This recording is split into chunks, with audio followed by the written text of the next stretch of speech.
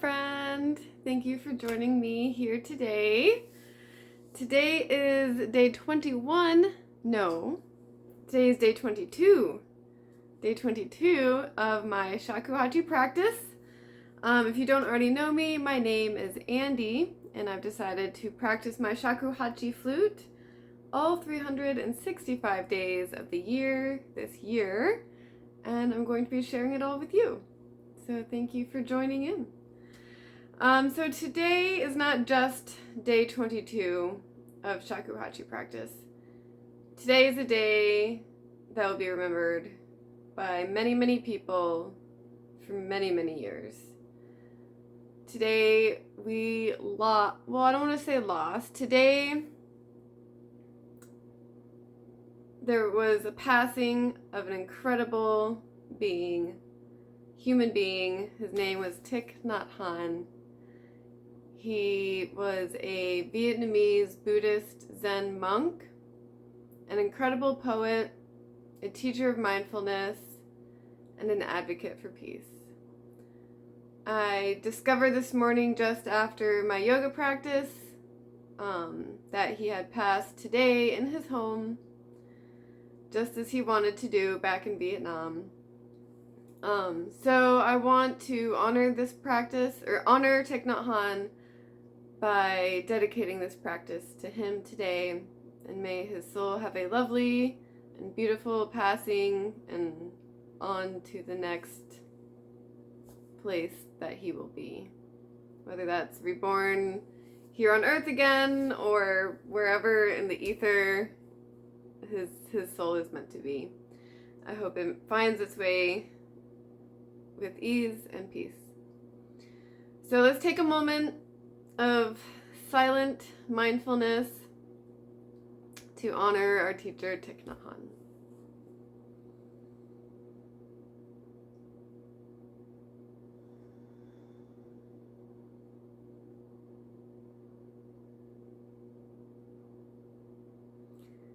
Okay, thanks for joining me with that.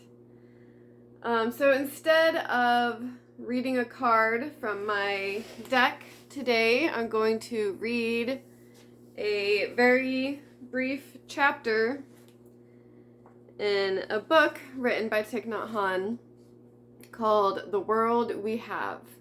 It's all about protecting our earth and our environment so that way we can enjoy all that it has to offer, as well as preserving it so our children and children's children and generations, so on and so forth, are able to enjoy this earth as well. Shout out to my friend Jin. She is currently loaning me this book. I usually have 3 or 4 Thich Nhat Hanh books in my book collection, but I'm always giving them away and handing them out. So right now, this is actually the only one that I have with me. So my bookmark in this book was right at the beginning of chapter 10, which feels like the perfect chapter to read. It's like 4 very short pages. So I'm going to read that to you today, and then we'll do a little bit of shakuhachi. I apologize ahead of time for my mispronunciations. I'm going to do my best. There's a couple words that I am assuming the pronunciations on. Okay, chapter 10, The Eyes of the Elephant Queen. Every step we take has the power to heal and transform. Not only can we heal ourselves by our steps, but we can help heal the earth and the environment. The Mahaparinirvana Sutra describes the life of the Buddha during his last year, the places he traveled, the people he met, and the teachings he gave. In the sutra, it is said that the Buddha has just spent the rains retreat. It is said that the Buddha has just spent the rains retreat near the city of Vaishali, north of the Ganges River, and that he then decided to travel north in order to return to the town of his birth. Kapi Lavatsu. Although he knew this was the last time he would ever see the beautiful city of Vaishali, he did not lift his hand to wave goodbye. Instead, we find this sentence in the sutra. The Buddha on his way turned around, and with the eyes of the elephant queen, he surveyed the city of Vaishali for the last time and said, Anand, do you think that Vaishali is beautiful? After having surveyed the city of Vaishali with a gentle gaze that took in all of its beauty, the Buddha turned back to the north and began to walk. When the Buddha looks, he does not see with the... Let me start that sentence over. When the Buddha looks, he does so with the eyes of the elephant queen in order to look deeply and recognize what is there. We, too, have the eyes of the Buddha and of the elephant queen. If you see deeply into the beauty of nature around you, you are looking with the eyes of the Buddha. It is extremely kind of you to look on behalf of the Buddha, to contemplate the world of the Buddha. To contemplate the world for the Buddha, because you are his continuation. So when you practice sitting meditation, sit for the Buddha. The Buddha in you is sitting upright. The Buddha in you is enjoying every in-breath and out-breath. The Buddha in you is contemplating the world with mindfulness and getting in touch with the beauty of nature. If you know how to contemplate the beauty of nature with the eyes of the Buddha, you will not say that your life has no meaning. You can listen with the ears of the Buddha. You can contemplate the world with the eyes of the Buddha. And thanks to that, your children and their children will also be able to look and contemplate like the Buddha. You transmit the Buddha to your children and their children in the way you walk, sit, listen, look, even in the way you eat.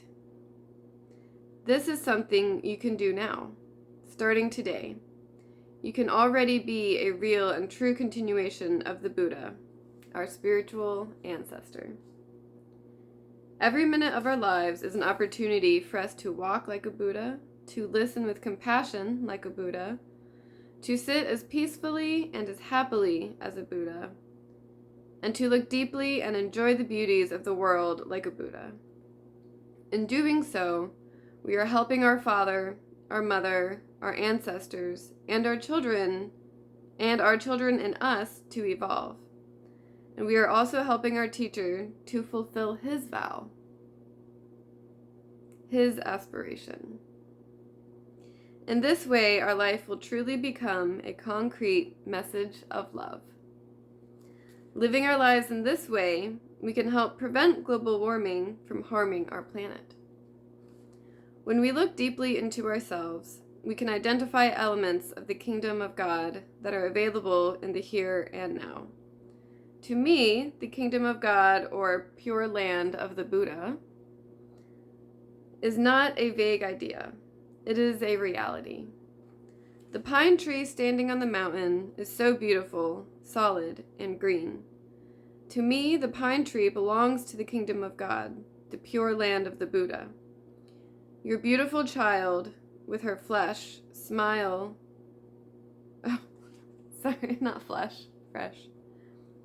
Your beautiful child, with her fresh smile, belongs to the kingdom of God, and you also belong to the kingdom of God.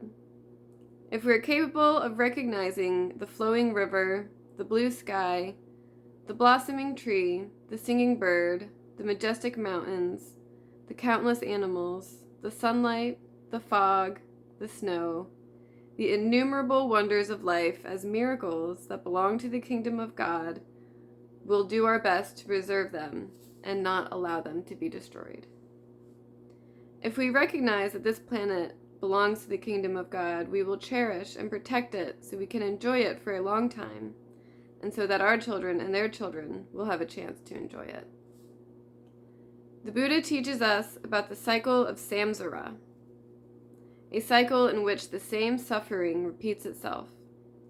If we don't practice, we won't be able to step out of it.